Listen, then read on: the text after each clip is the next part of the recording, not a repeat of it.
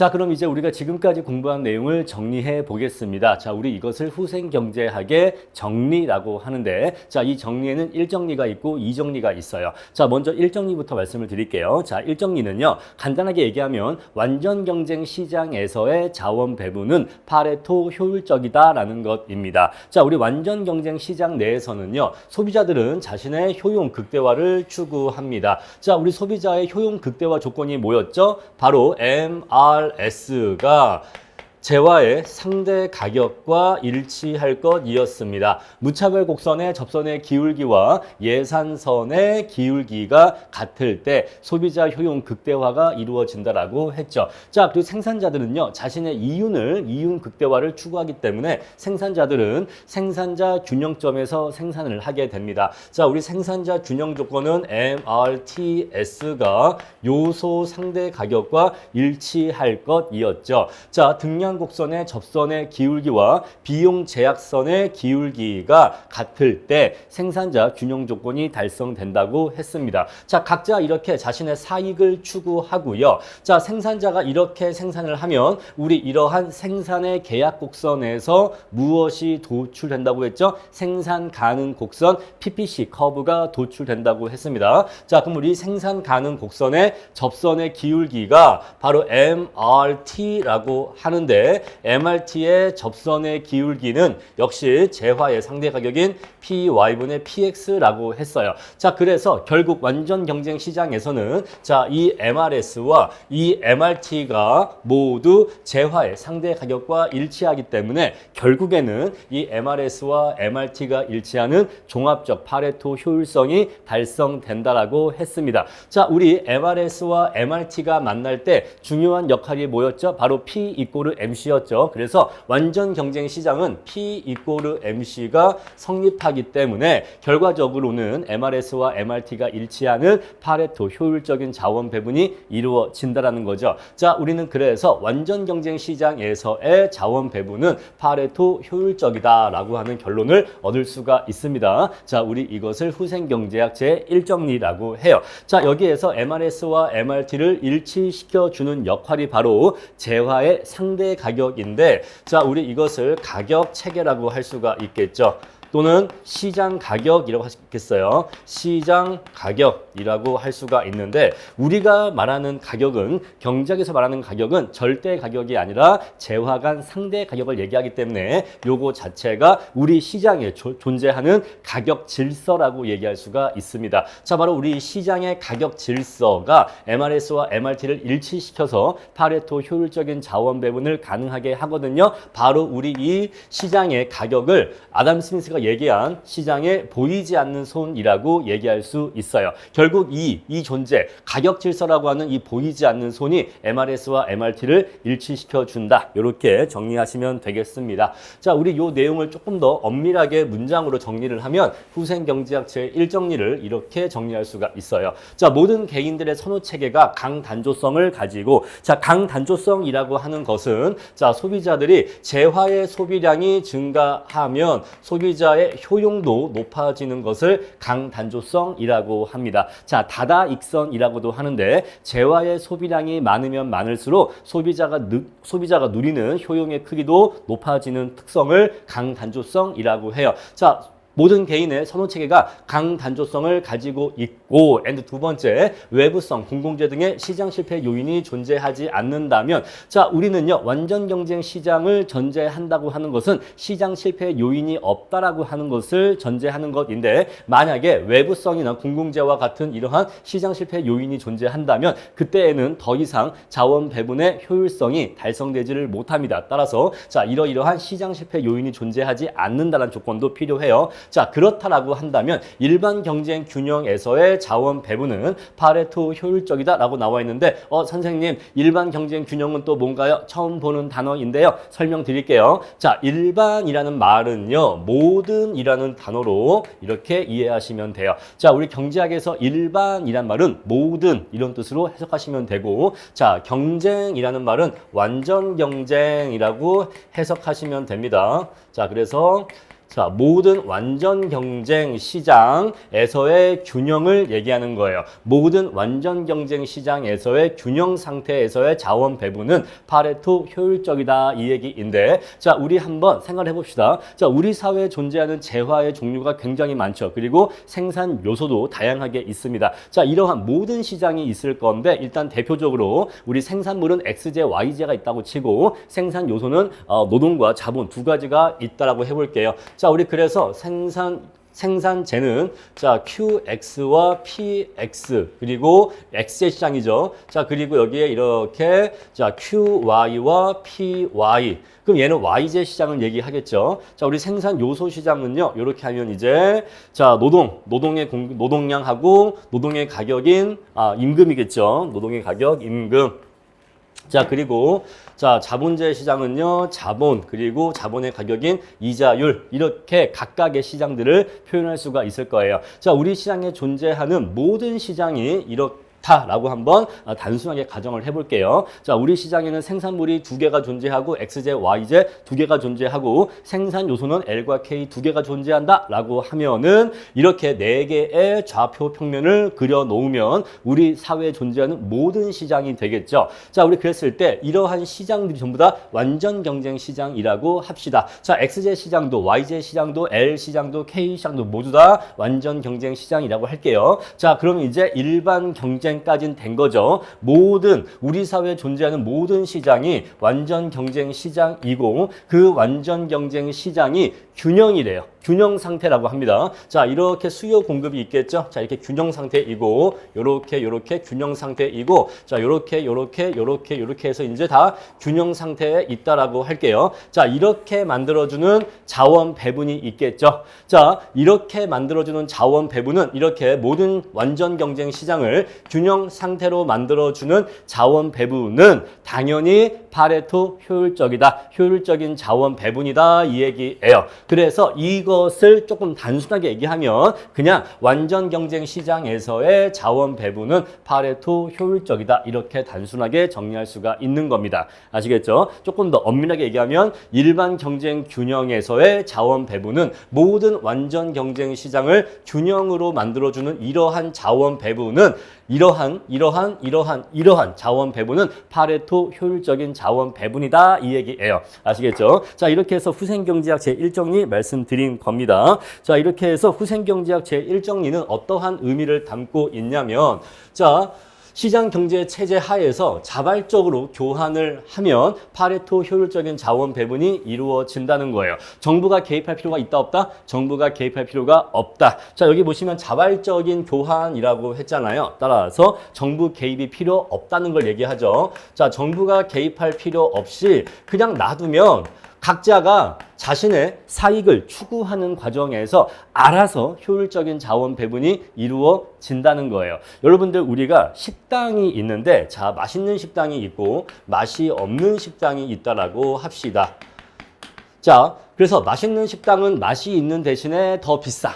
자, 맛이 없는 식당은 맛이 없는 대신에 더 싸. 그랬을 때 정부가 개입할 필요 없이 그냥 냅두면 소비자들이 알아서 여기에 몇 사람 갈 거고 또 여기에도 몇 사람 갈 겁니다. 자, 이런 식으로 알아서 그냥 자기가 원하는 대로 식당을 선택하게 두면은 알아서 효율적으로 손님들이 배분된다 이 얘기예요. 이렇게 하시면 좀 더 이해가 되겠습니까? 그냥 냅두면 정부가 개입하지 않아도 소비자는 어차피 자신의 이익을 알아서 추구하고 생산자도 자신의 이익을 알아서 추구하기 때문에 그 과정에서 알아서 효율적인 자원 배분이 이루어진다는 겁니다. 아시겠죠? 자, 따라서 공평성에 대해서는 전혀 고려하고 있지 않죠. 자, 냅두면 아주 효율적인 자원 배분이 이루어지긴 한데 이 과정에서 이러한 자원 배분 상태가 공평하다라고 하는 것은 전혀 보장되지를 않아요. 그래서 공평성에 대한 고려는 전혀 이루어지지 않고 있습니다. 자, 따라서 후생경제학 제1정리에 의한 자원 배분은 파레토 효율적이기는 한데 자, 사회적으로 이것이 공평한 자원 배분 또는 바람 바람직한 자원 배분이라는 보장은 없어요. 왜냐하면 우리가 가장 바람직한 자원 배분이라고 하는 것은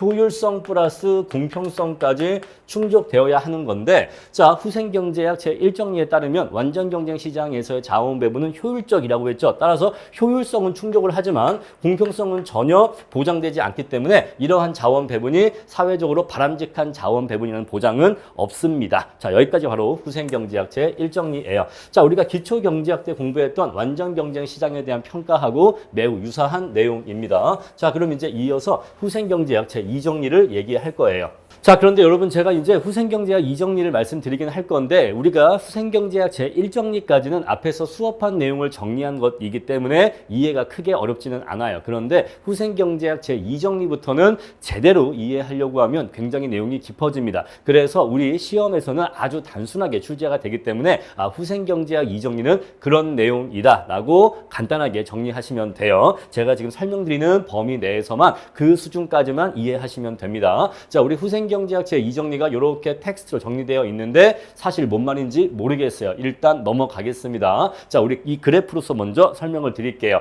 자, 초기의 자원 배분이 여기 점 D로 주어져 있었다라고 해보겠습니다. 자, 그래서 자, 우리가 무차별 곡선이 요렇게 그리고 요렇게 그려져서 요렇게 볼록 렌즈가 만들어졌겠죠. 그래서 이 볼록 렌즈 안에서 파레토 개선이 이루어져서 결국에는 여기 점 A에서 자, 자원 배분이 이루어지는 그러한 파레토 효율성이 달성되었다라고 해볼게요. 요거 이해하시겠죠? 초기에 자원 배분이 점 D에 있었으면 D가 여기 A점으로 이렇게 파레토 개선이 이루어져서 결국 파레토 최적 상태가 된다는 얘기죠. 그래서 여기 A점에서 자원 배분이 이루어집니다. 여기 A점에서의 자원 배분은 효율적인 자원 배분이죠. 자, 그런데 문제가 뭐냐면 정부가 보니까 여기 A점이라는 자원 배분은 A는 재화의 소비량이 적어요. 그죠?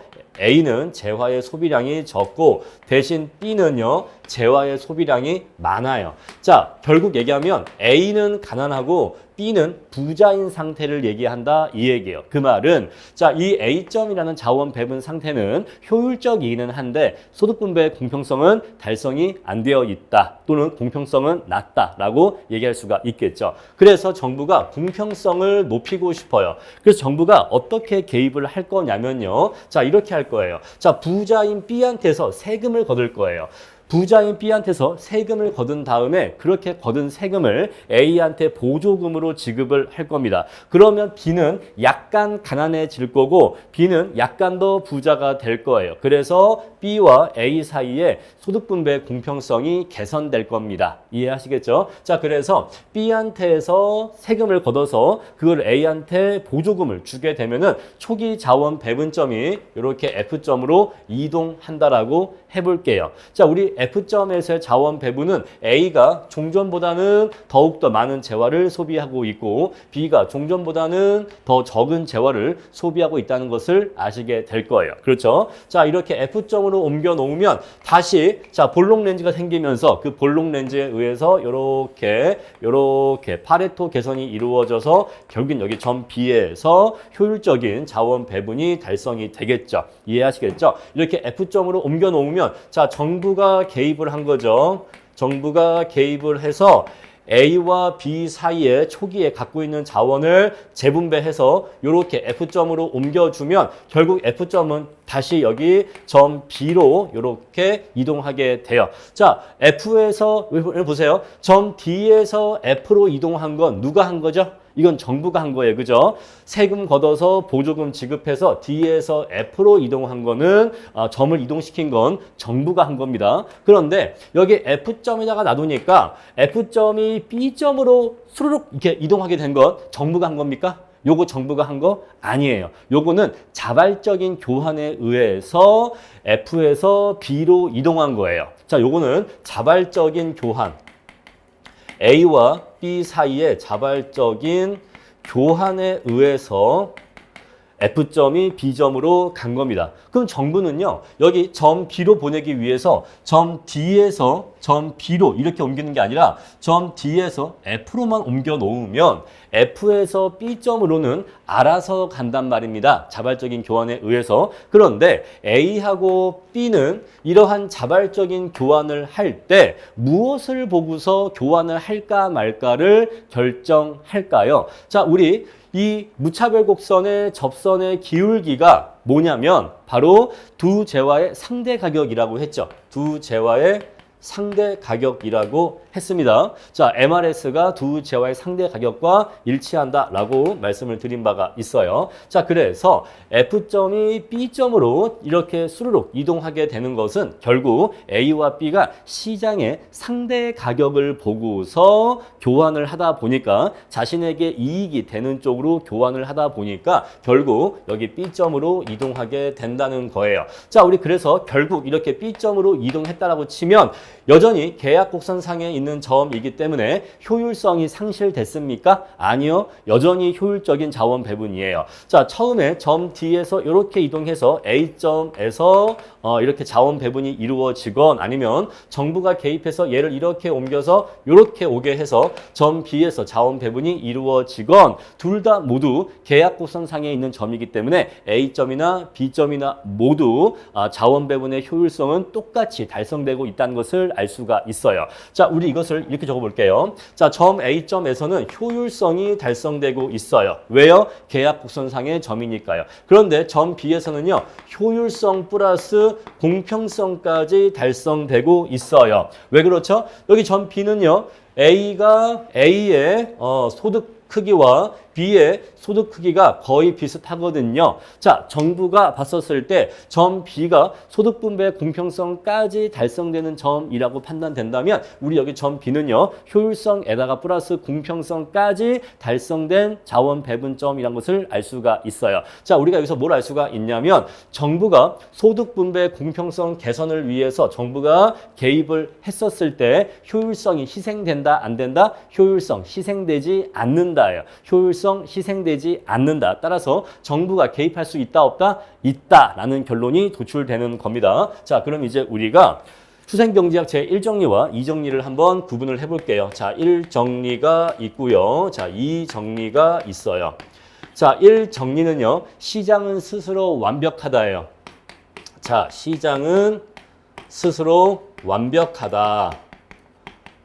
따라서 완전 경쟁 시장에서는 자원 배분의 효율성이 달성된다. 자, 따라서 정부가 효율성을 높이기 위해서 개입할 필요가 있다, 없다? 없다. 자, 따라서 정부 개입은 필요가 없다라는 결론이 도출됩니다. 적어도 어느 측면에서는 효율성을 더 높이기 위해 정부가 개입할 필요는 없어요. 이미 정부가 개입하지 않아도 시장은 스스로 100% 효율성이 달성되거든요. 그래서 효율성을 높이기 위해서 정부가 개입할 필요는 없어요. 그런데 제2정리는요. 정부가 개입을 해서 공평성을 높인다 하더라도 그래도 효율성은 훼손되지 않는다. 효율성은 훼손되지 않는다. 자, 말 좀 어려우니까 효율성은 여전히 달성된다. 효율성은 여전히 달성된다. 또는 이것을 어떻게도 표현하냐면 효율성을 포기할 필요가 없다라고도 표현해요. 효율성을 포기할 필요가 없다. 여전히 효율성은 달성된다. 이렇게 의미로 이해하시고, 자, 정부가 개입해서 공평성을 높인다고 해도 효율성은 여전히 달성되기 때문에 효율성은 여전히 달성된 상태에서 공평성까지 높일 수 있기 때문에 정부 개입은 할만하다, 안 하다? 할만하다 이 얘기예요. 따라서 정부 개입은 필요하다라는 결론이 도출돼요. 정부 개입은 필요하다. 하다. 자, 어떤 측면에서? 소득 분배의 공평성 측면에서. 소득 분배의 공평성 측면에서는 정부가 개입할 필요가 있다는 거예요. 자, 우리 그래서 1정리와 2정리는 입장이 좀 다르죠. 1정리는 시장은 스스로 완벽하기 때문에 효율성 때문에 정부가 개입할 필요는 없다라는 결론이에요. 정부 개입에 대한 부정 근거가 됩니다. 근데 제 2정리는요. 정부가 개입해서 공평성을 높인다고 해도 효율성은 조금도 훼손되거나 망가지지 않기 때문에 여전히 효율성은 계속해서 달성되고 있기 때문에 효율성이 똑같이 달성된 상태에서 공평성만 높일 수 있기 때문에 공평성을 높이기 위한 정부 개입은 필요하다라는 결론이 나오게 되는 겁니다. 자, 그래서 이 내용을 교과서와 함께 정리를 해보면요. 교과서에 이렇게 텍스트 나와 있죠. 자, 이것은 공평성을 달성하기 위해서 효율성을 희생할 필요가 없음을 의미한다. 자, 이것은 적절하게 소득을 재분배하면 그 어떠한 파레토 효율적인 배분도 자, 우리 지금 이 그래프에서 A점이든 B점이든 C점이든 여기 계약 곡선상의 그 어떠한 점으로도 보낼 수가 있다는 거예요. 만약에 점 B로 보내고 싶으면 이렇게 D를 F로 이렇게 이동시키면 F점이 B점으로 알아서 이렇게 쏙 이동하거든요. 그래서 이런 식으로 계약 곡선상의 그 어떠한 점으로도 보낼 수가 있다는 겁니다. 자, 그래서 어떠한 파레토 효율적인 배분도 계약 곡선상에 있는 그 어떠한 점으로도 시장 기구에 의해서 보낼 수 있다라는 의미예요. 여기서 시장 기구에 의해서 달성될 수 있다라고 하는 것은 그렇게 만들어주는 그 계약 곡선상의 점으로 보내주는 각각의 시장 가격이 존재한다는 겁니다. 자, 지금 아까 우리 이 그래프 보시면은 이제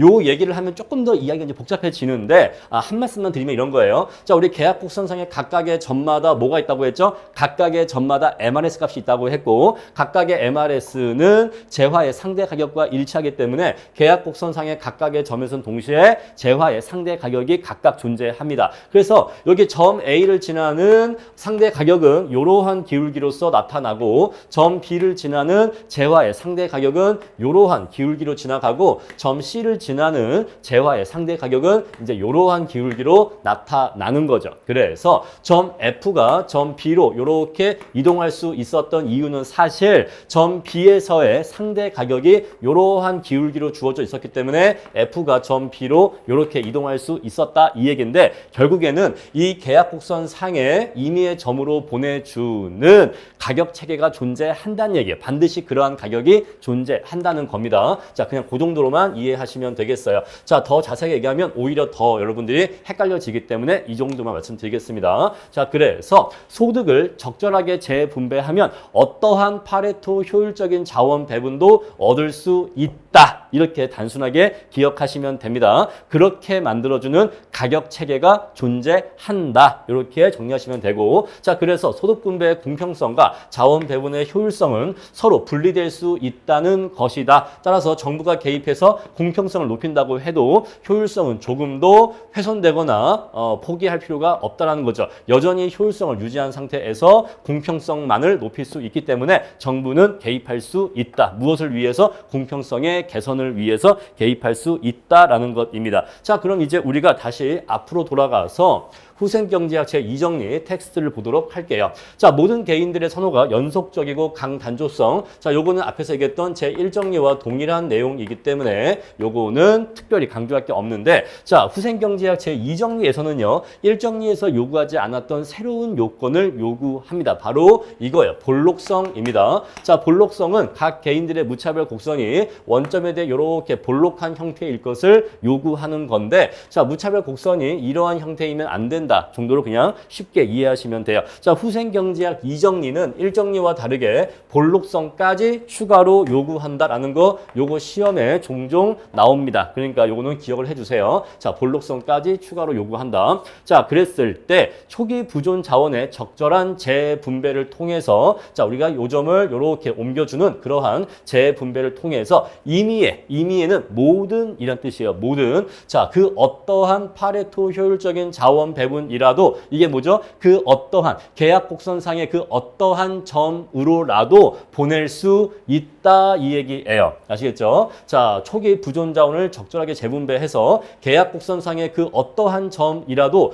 그 어떠한 계약 곡선상의 점이라도 보낼 수 있다 이 얘기인데 여기서 자, 일반 경쟁 균형을 통해서 달성할 수 있다 이 얘기인데 자, 일반 경쟁 균형은 모든 완전 경쟁 시장의 균형 상태라고 했죠. 여러분, 시장이 균형 상태가 되려면 뭐가 필요하죠? 그것을 균형 상태로 만들어주는 가격 체계가 필요한 거예요. 그래서 자, 이렇게 만들어주는 가격 체계가 존재한다. 이렇게 이해하시면 돼요. 아시겠죠? 자, 임의의 파레토 효율적인 자원 배분을 시장의 가격 기능을 통해서 달성할 수 있다. 이렇게 기억을 해 주시고요. 자, 그럼 이제 1정리와 2정리 같이 총정리 하도록 하겠습니다. 교과서 뒷부분 보시면 이런 문장 나와 있죠. 자, 우리 후생경제학 제1정리는요. 자, 완전 경쟁 시장에서의 자원 배분은 파레토 효율적이다. 요 내용이었습니다. 자, 그때 필요한 조건은 바로 강단조성이었고 자, 추가적으로 시장 실패 요인이 없을 것을 요구했었죠. 자, 이게 1정리입니다. 근데 제 2정리는요.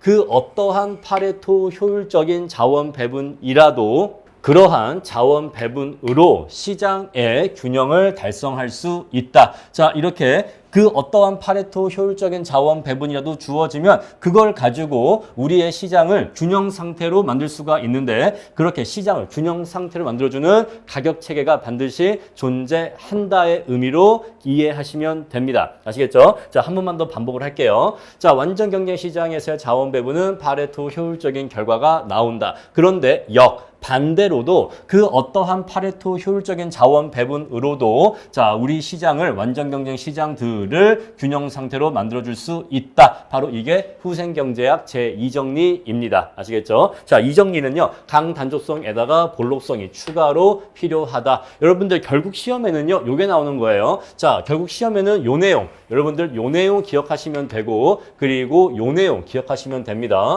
자, 2정리는 1정리의 역으로서의 성격을 갖고 있다. 왜? 방향이 반대니까 역으로서의 성격이 있고 1정리의 한계를 보완하고 있다. 자, 제 1정리는 소득분배의 공평성을 보장하지 못한다는 한계를 제 2정리를 통해서 공평성도 달성할 수 있다라는 한계를 보완해 주는 거죠. 자, 이렇게 해서 후생경제학 제 2정리까지 마치겠습니다. 자, 그럼 이제 이어서 보상원리 들어가도록 하겠습니다. 자, 보상원리라고 하는 것은요. 자, 우리가 후생경제학은 사회 후생의 크기를 측정한다라고 했죠. 그런데 우리가 사회 상태가 알파라고 하는 사회 상태에서 베타라고 하는 사회 상태로 변화한다라고 했었을 때 사회 후생이 증가할 수도 있고 감소할 수도 있는데 그것을 판단하고자 하는 평가 기준을 보상원리라고 해요. 자, 우리는 이 보상원리를 이용해서 사회 상태가 알파에서 베타로 변화했었을 때 과연 사회 후생이 증가했는지 감소했는지를 판단할 겁니다. 자, 한번 예를 들어 볼게요. 옛날에 한국과 미국이 FTA 계약을 체결한 적이 있는데 자, FTA라고 하는 것이 체결되기 전 상태가 있고 체결된 후 상태가 있겠죠.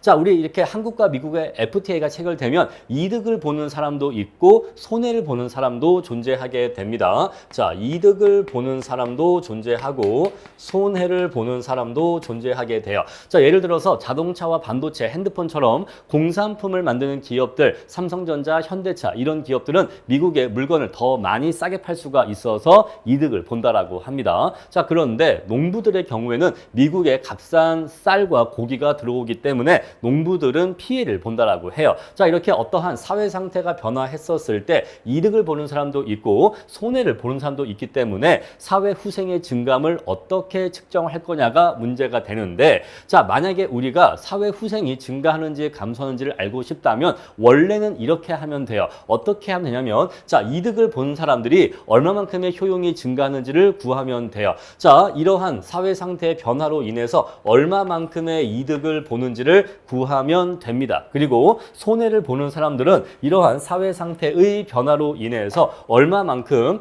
효용이 감소했는지를 그 효용의 감소분의 크기를 구하면 돼요. 그래서 효용 증가분의 크기가 효용 감소분의 크기보다 큰 경우에는 사회 후생이 증가했다고 얘기할 수가 있겠죠. 왜냐하면 사회 전체적으로는 효용이 더 많이 증가했으니까. 그런데 이렇게 측정할 수가 없다는 거예요. 왜 이렇게 할 수가 없냐면 자, 효용의 크기라고 하는 것은 인간의 주관적인 만족감의 크기이기 때문에 이것의 크기를 절대적인 크기로 측정할 수가 없다는 거죠. 자, 그래서 삼성전자나 현대한테 너 이러한 FTA 체결로 인해서 이러한 사회 상태의 변화로 인해서 너희들의 효용은 얼마나 증가했니?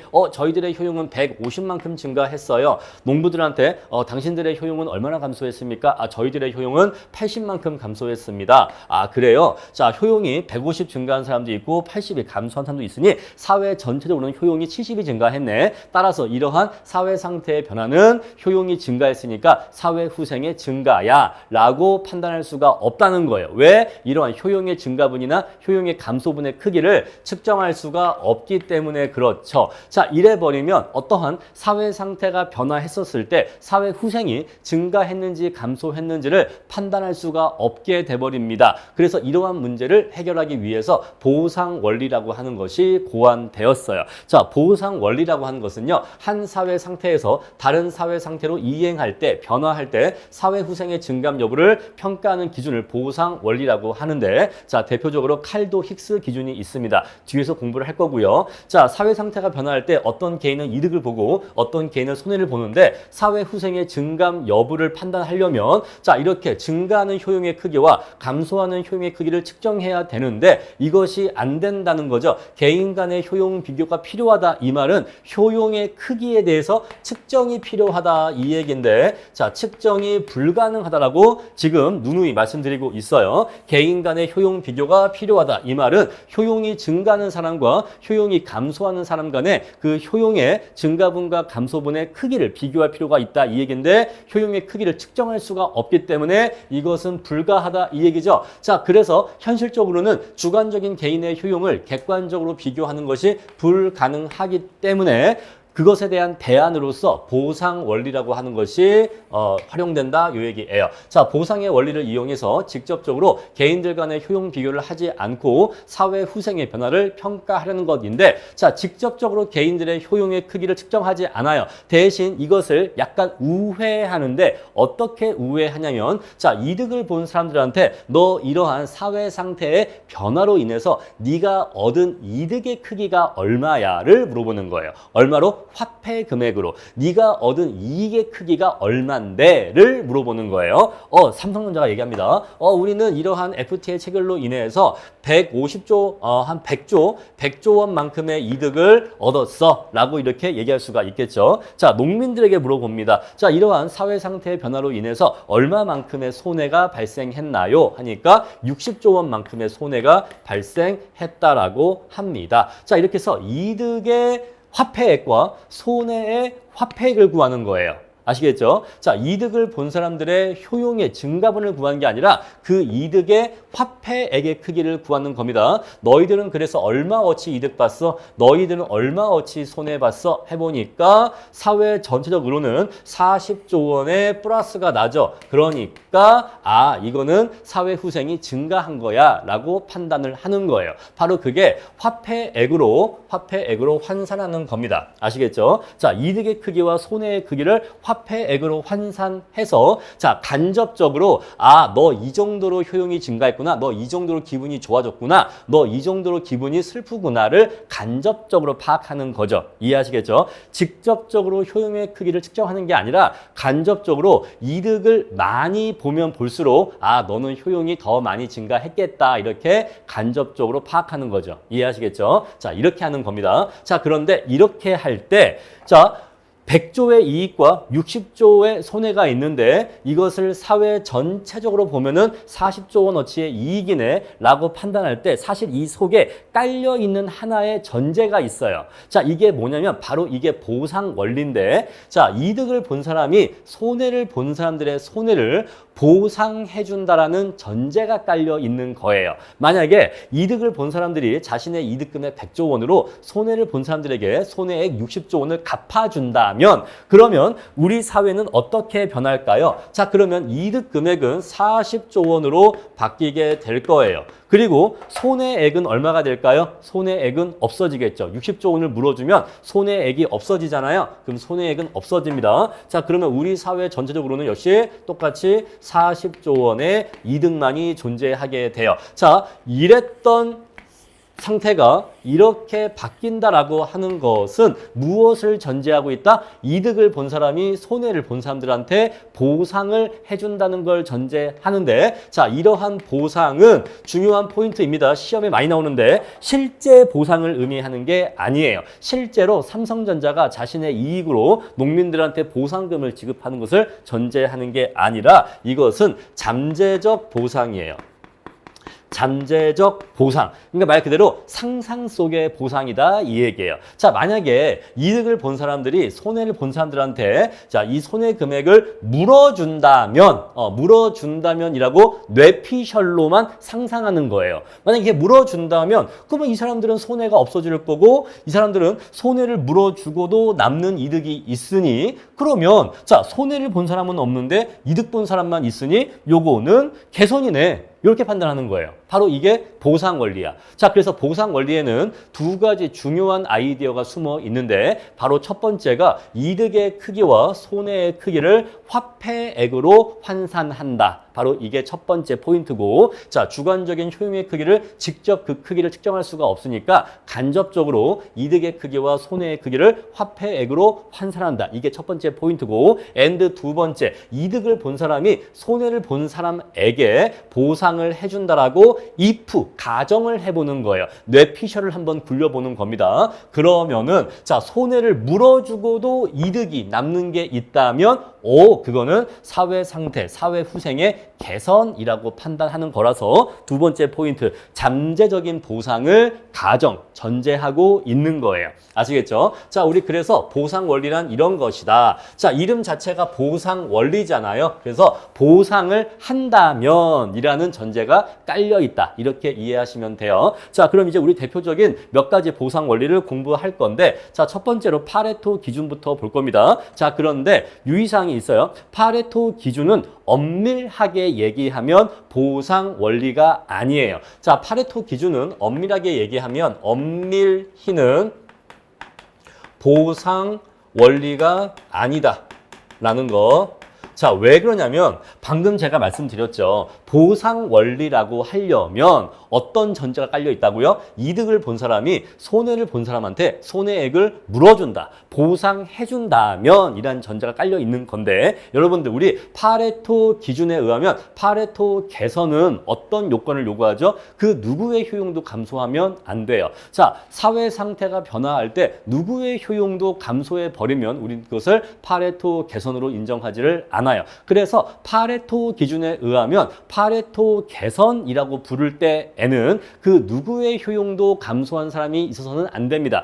효용이 감소한 사람이 없기 때문에 손해를 본 사람도 없어요. 따라서 그 손해를 이득 본 사람이 손해 본 사람한테 보상을 해줄 일도 없는 겁니다. 그러니까 파레토 기준은 보상이라고 하는 것이 애초에 성립되지를 않아. 왜? 손해 본 사람이 없으니까. 이해하시겠죠? 그래서 파레토 기준은 엄밀하게 얘기하면 보상의 이런 잠재적 보상이 전제되어 있지 않기 때문에 보상 원리라고 말할 수가 없어요. 그런데 왜 우리는 보상 원리라고 해놓고서는 파레토 기준을 먼저 얘기하느냐? 자, 뒤에 나오는 가장 중요한 내용인 칼도 힉스 보상 원리를 이해하려면 파레토 기준부터 이해할 필요가 있기 때문에 설명의 순서상 파레토 기준을 먼저 얘기하는 거다. 이렇게 정리하시면 되겠어요. 아시겠죠? 자, 그럼 이제 요 그래프를 볼게요. 자, 두 사람의 효용으로 이루어진 효용 평면에서 효용 가능 곡선이 그려져 있습니다. 자, 이쪽은 저기 A의 효용이고요. 이쪽은 B의 효용입니다. 자, 그래서 이렇게 각 점들이 이렇게 표시되어 있어요. 있어요. X점, W점, V점, U점, T점, S점 이렇게 해서 효용 가능 곡선이 그려져 있습니다. 자, 현재 사회 상태는 2점에 있다라고 할게요. 자, 현재 여기가 지금 여기 2점이다라고 이해할게요. 자, 사회 상태가 변화할 겁니다. 자, 그랬을 때 자, 2점에서 T점으로 이렇게 이동했다라고 해볼게요. 자, 보시면요. 2점에서 T점으로의 이동은 A의 효용에 변화가 있습니까? 아니요, 없어요. 없는데 불변인데 B의 효용만 이만큼에서 이만큼으로 증가하죠. 그러면 2점에서 T점으로의 변화는 파레토 기준에 의하면 개선입니까? 네, 개선이에요. 자, 그래서 우리는 요거를 이렇게 빨간색 동그라미 표시를 할게요. 2점에서 T점으로의 이동은 파레토 기준에 의하면 개선이에요. 얘는 개선입니다. 자, 그리고 수평으로 한번 가볼게요. 2점에서 V점으로 갔다라고 해보겠습니다. 자, 그러면요. B의 효용은 불변인데 A의 효용은 요만큼이 증가하죠. 그 마찬가지로 역시 이것도 파레토 기준에 의하면 개선입니까? 네, 맞아요.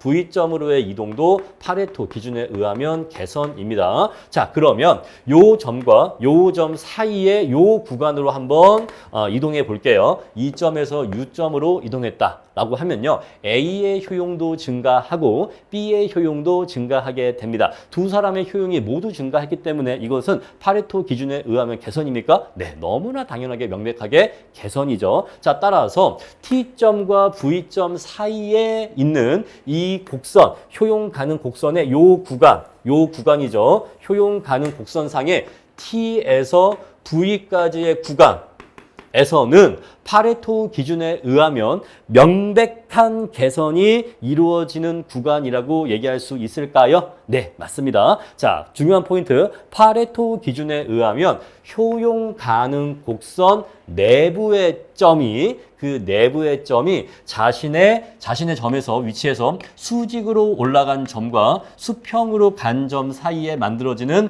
효용 가능 곡선상의 구간이 있겠죠. T점에서부터 시작해서 V점까지 이렇게 이루어진 90도짜리, 이렇게 90도짜리 구간이 있겠죠. 그렇게 만들어지는 부채꼴의 호라고 할까요? 요 구간이 존재하게 되겠죠. 그래서 내부의 점이 이 빨간색 구간으로 이동했다고 하는 것은 무조건 명백하게 의심의 여지 없이 파레토 기준에 의하면 개선이고, 이러한 이동은 사회 후생이 증가했다라고 얘기할 수가 있는 거예요. 아시겠죠? 자, 일단 우리 이야기는 여기서 시작을 합니다. 파레토 기준에 의하면 자, 내부의 점이 그 내부의 점의 수직과 수평이 만들어내는 구간에서 이 구간으로의 이동은 명백하게 파레토 기준에 의하면 개선이다. 그러면 자, 이 빨간색 구간이 아니라 이런 데로 이동하면 어떻게 됩니까? 자, 여기에서 일로 이동하는 것은요, B의 효용이 감소했기 때문에 파레토 기준에 의하면 개선이라고 말할 수가 없어요. 알겠죠? 파레토 기준에 의하면 개선이라고 말할 수가 없다. 오로지 파레토 기준에 의해서는 이 빨간색 구간으로 이동해야지만 개선이라고 말할 수가 있다는 겁니다. 자, 그런데 현실적으로는 이러한 경우가 거의 없어요. 왜냐하면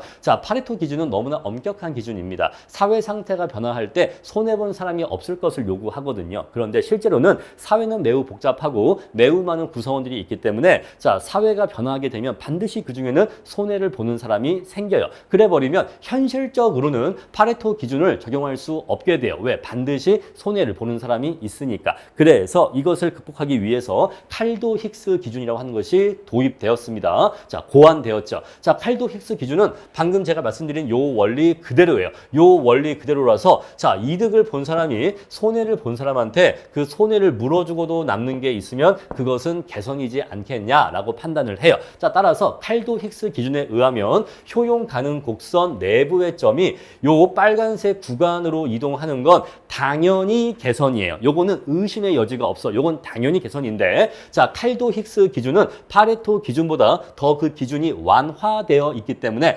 잠재적인 보상을 가정해서 그 기준이 더 완화되어 있기 때문에 자, 이 나머지 구간 ST 구간, 여기 ST 구간, 그리고 여기 VX 구간, 여기 이렇게 VX 구간, 이 노란색 구간으로 이동하는 것도 칼도 힉스 기준에 의하면 개선이에요.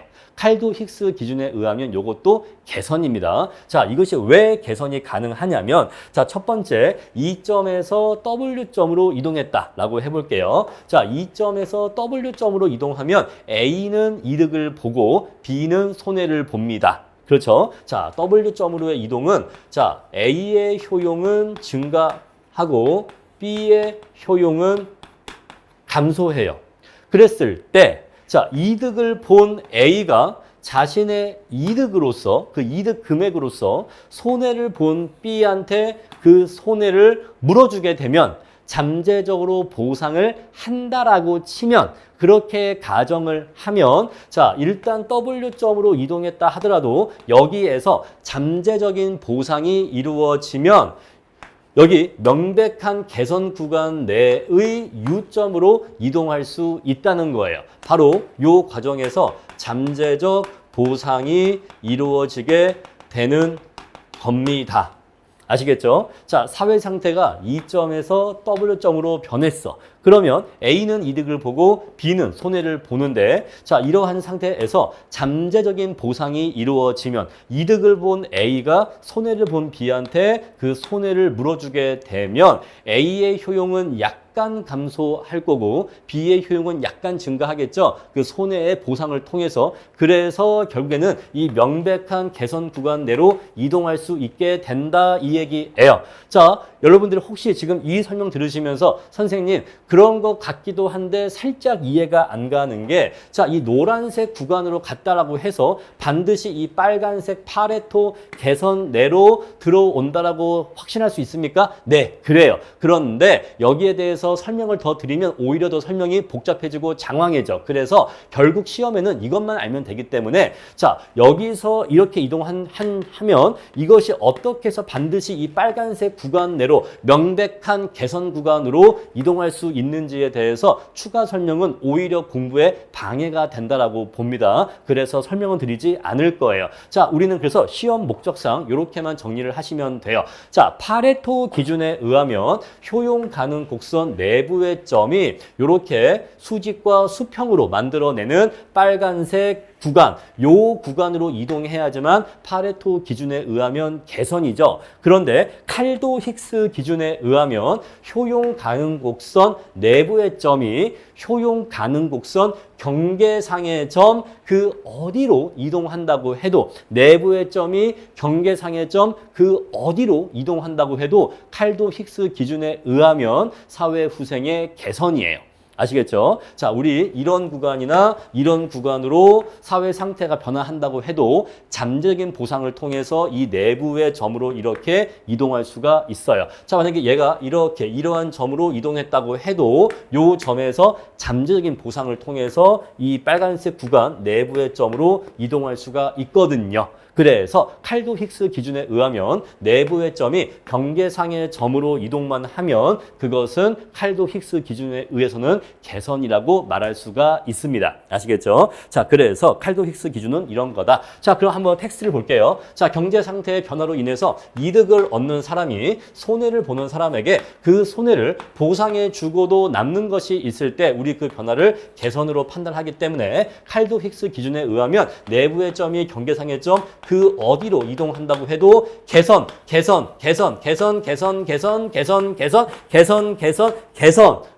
판단할 수 있다는 거예요. 아시겠죠? 개선으로 판단된다라는 것입니다. 자, 바로 이게 칼도 힉스 기준의 주된 내용이에요. 자, 다음에 교과서 뒤에 보시면 보충 설명이라고 나와 있습니다. 자, 칼도 기준과 힉스 기준을 구분해서 각각 엄밀하게 설명해 놓은 건데, 자, 우리 수업 목적으로는 이 두 가지를 각각 구분해서 공부할 필요는 없어요. 자, 우리가 칼도 기준과 힉스 기준은 100% 똑같은 건 아닌데 이 둘의 내용이 거의 유사하기 때문에 그냥 이 둘을 같이 묶어서 칼도 힉스 기준이라고 합니다. 자, 우리 수업 목적으로는 그냥 같이 묶어서 칼도 힉스 기준으로 공부하시면 돼요. 자, 그런데 아주 예외적으로 보상에 비대칭성이 존재하는 경우에는 칼도 기준에 의한 판단과 힉스 기준에 의한 판단이 상이할 수가 있는데 거기에 대해서는 지금까지 한 번도 물어본 적이 없어. 그리고 혹시 그러한 내용을 물어본다면 그거는 여러분들이 맞추라고 낸 문제가 아니에요. 아시겠죠? 여러분 항상 시험에는 20% 정도 틀리라고 낸 문제가 있어. 그래서 그거를 맞추겠다고 띵띵대는 게 수험 전략상으로는 올바르지 않습니다. 자, 그래서 칼도 기준과 힉스 기준은 거의 유사하다. 그래서 이 둘을 그냥 묶어서 칼도 힉스 기준으로 같이 공부하시면 된다. 예외적으로 보상에 비대칭성이 존재하는 경우에는 양 기준에 의한 판단이 상이할 수가 있는데 그거는 너무나 깊게 들어가기 때문에 어차피 시험에 나왔을 때 못 맞추기 때문에 예외적으로 양자가 불일치하는 경우도 있다 정도만 알고 넘어가시면 됩니다. 아시겠죠? 자, 칼도 기준은 우리가 앞에서 본 텍스트와 동일하고요. 자, 힉스 기준은 한번 같이 읽어볼게요. 사회 상태가 변화할 때 손실을 보는 사람이 이득을 보는 사람으로 하여금 사회 상태의 변화에 반대하도록 매수할 수 없는 경우에는 개선이라고 하는 것인데 문장이 좀 어렵죠? 그러니까 이런 거예요. 자, 이득을 보는 사람이 100억의 이득을 본다라고 합시다. 손실을 보는 사람들이 60억의 손실을 본다라고 할게요. 자, 그랬을 때, 자, 이 손실을 보는 사람들이 이득을 보는 사람들한테 내가 너희들의 이득을 보상해 줄 테니까, 대신 내가 줄 테니까 너 이 사회 상태가 변화하는 것을 반대해 줄 수는 없겠니? 라고 매수할 수가 있냐 이 얘기예요.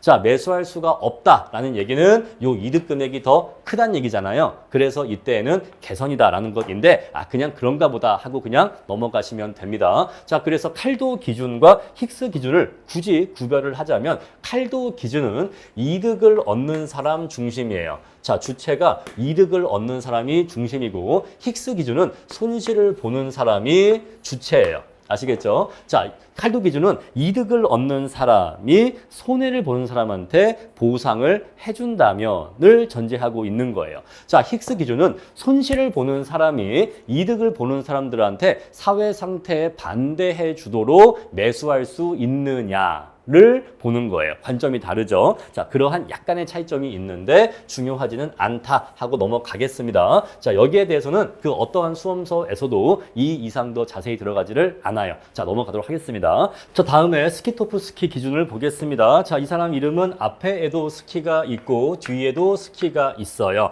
자, 스키토프스키 기준은 뭐냐면요. 자, 우리가 자원 배분 상태가 자, E점에서 F점으로 이동하는 게 개선이라고 보려면 자, 요거를 개선이라고 보려면 반대로 F점에서 E점으로 돌아가는 것은 개선이 아니다 라고 판정이 돼야지만 이거는 개선이 아니다 라고 판정이 되어야지만 그래야지만 E에서 F점으로의 변화가 개선이라고 확실하게 말할 수 있다라는 거예요.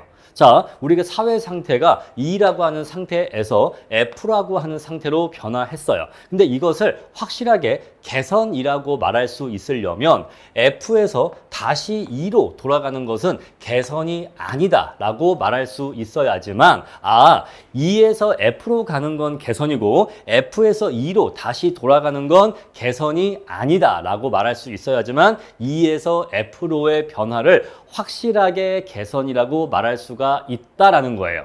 아시겠죠? 바로 이게 스키토프스키 기준인데 이거는 자, 지금까지는 우리가 E에서 F로 변화한 게 개선이냐? 요거를 한 번만 따졌죠. 그런데 요거는요. 자, 이거를 거꾸로 한 번 더 따져야 돼요. 거꾸로 한 번 더. F에서 E로 돌아가는 거는 그럼 개선이 아니야? 까지 확실하게 확인하는 거예요. 이해하시겠죠? 자, 우리 그래서 칼도 힉스 기준을 이중으로 검증하는 겁니다. 자, E에서 F로 변화할 때 칼도 힉스 기준에 의해서 이거 개선이야? 라고 한번 판단하고 그리고 자, 두 번째로 F에서 E로 돌아가는 건 그러면 칼도 힉스에 의하면 개선이 아니야? 를 두 번, 갈 때 한 번, 올 때 한 번, 두 번 판단하는 거예요. 그래서 칼도 힉스 기준에 의해서 이것을 이중으로 검증하는 거예요. 자, 왜 이거를 두 번 검증해야 되냐? 왜 한 번만 하면 안 되냐라는 것인데, 자, 우리가 이렇게 아까 효용 가능 곡선을 이렇게 그려놓은 다음에 이렇게 이제 사회 상태가 변화한다 이렇게 그렸잖아요. 근데 우리는 사회 상태가 이렇게 변화할 때 이 효용 가능 곡선이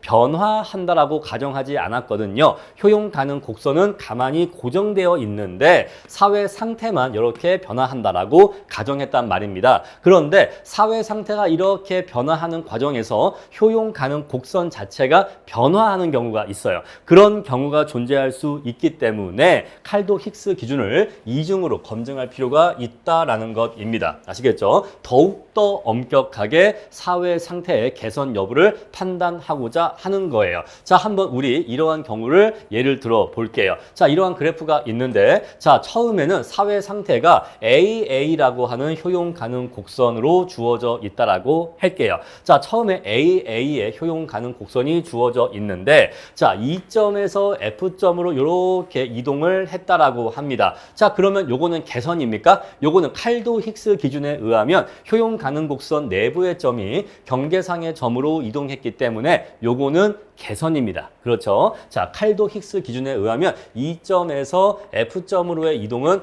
개선으로 판단이 됐습니다. 자, 그럼 이제 거꾸로 F점에서 E점으로 돌아가는 건 그것은 개선이인지 아닌지를 판단해 봐야 되는데, 자, 사회 상태가 E에서 F로 변화할 때 효용 가능 곡선도 AA에서 BB로 변경됐다라고 할게요. 자, 사회 상태가 변화하면서 효용 가능 곡선도 AA에서 BB로 변화한 겁니다. 자, 그럼 이렇게 사회 상태가 BB로 변화한 상태에서 F점에서 E점으로 이동하는 것은, 변화하는 것은 BB라고 하는 새로운 효용 가능 곡선 내부의 점이 경계상의 점으로 이동하는 것이기 때문에 칼도 힉스 기준에 의하면 이러한 변화 또한 개선이에요. 자, 이것도 또한 개선입니다. F점에서 E점으로 돌아가는 것도, 자, F점에서 E점으로 돌아가는 것도 이것도 또한 개선으로 판단되거든요.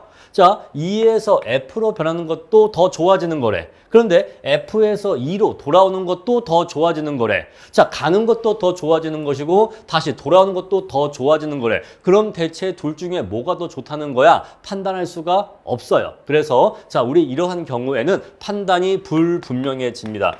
자, 우리 이것을 개선이라고 명확하게 말할 수가 없게 돼요. 불분명. 죄송해요. 잘못 썼네요. 자, 불분명해집니다. 아시겠죠? 자, 그래서 칼도 힉스 기준, 이거 스키토프스키 기준은 효용 가능 곡선이 변화할 수 있는 경우에 대비해서 칼도 힉스 기준을 이중으로 검증하고자 하는 것이다. 더욱더 엄격한 기준이다. 이 정도만 기억하시면 돼요. 자, 그래서 스키토프스키 기준에 의하면 개선이라고 말을 확실하게 할 수 있으려면 E에서 F로의 변화는 개선이고 F에서 E로의 변화는 개선이 아닐 때에만 확실하게 E에서 F로의 변화가 개선이라고 말할 수가 있다는 것이고, E에서 F로의 변화도 개선이고 F에서 E로의 변화도 개선이면 이거는 개선 여부를 판단할 수가 없다라는 것이 바로 스키토프스키 기준입니다. 아시겠죠? 자, 이렇게 해서 이제 내용 다 마무리 지었고요.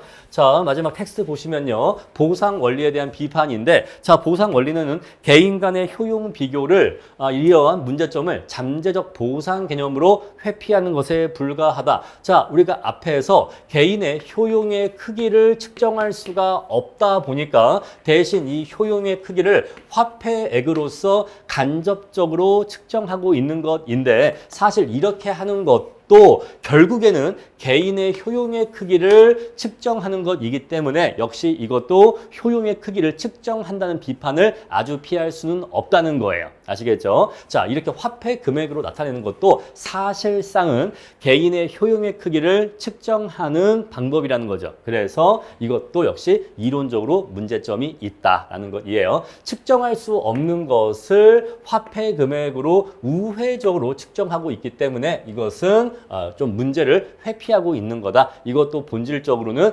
개인의 효용 크기를 측정하는 것에 포함되기 때문에 역시 이것도 문제가 있다라는 것이고요. 자, 두 번째, 실제로 보상이 이루어지는 게 아니라 보상이 이루어진다라고 가정하는 것뿐이다. 잠재적 보상이다라는 것이고, 자, 그리고 모든 사람에게 1원의 가치가 동일하다고 가정하는데, 자, 화폐의 한계 효용이라고 합니다. 화폐의 한계 효용이 동일하다라고 가정을 하는데, 자, 만약에 어떤 사람이 1억 원의 이득을 얻고 어떤 사람이 1억 원의 손해를 얻는다라고 해볼게요. 자, 그러면 보상 원리에 의하면 이런 경우에는 이득의 크기와 손해의 크기가 같잖아요. 그런데 이 이득을 보는 1억 원의 이득을 보는 계층은 부자들이에요. 엄청난 부자들이고, 요 1억 원의 손해를 보는 사람들은 빈자들이에요. 가난한 사람들이에요. 여러분, 부자들한테는 재산이 몇백억씩 있는 부자들한테는 1억 원의 이익이 별로 그렇게 크고 중요하지 않아요. 1억 원의 이익이 생긴다고 해서 기분이 별로 그렇게 많이 좋아지지도 않습니다. 효용이 많이 증가하지도 않는다 이 얘기죠. 그런데 빈자들은요, 1억이란 돈이 거의 전 재산일 수도 있으므로 굉장히 큰 돈이에요. 그래서 화폐 금액으로는 1억의 이익과 1억의 손해가 같은 금액으로 보이지만, 근데 개인에 따라서는 1억 원의 효용 증가분과 1억 원의 효용 감소분의 크기는 다를 수가 있다는 거예요. 이렇게 다를 수가 있는데 보상 원리에서는 1억이면 그냥 같은 1억으로 보고 있는 거죠. 그러면 1억으로 1억 보상해주면 이익도 손해도 없네 라고 그냥 봐버리잖아요. 그런데 사실 이것은 보상 원리가 모든 사람들한테 1원이 주는 만족의 크기가 똑같다라고 가정하고 있기 때문인데 실제로는 그렇지 않다는 거죠. 이해하시겠죠? 그래서 이 보상 원리가 모든 사람들한테 1원의 가치가 똑같은 크기의 효용을 준다라고 하는 이 가정이 잘못되었다라는 비판인 겁니다. 자, 이렇게 해서 제2장에 대한 내용 설명은 마치겠습니다.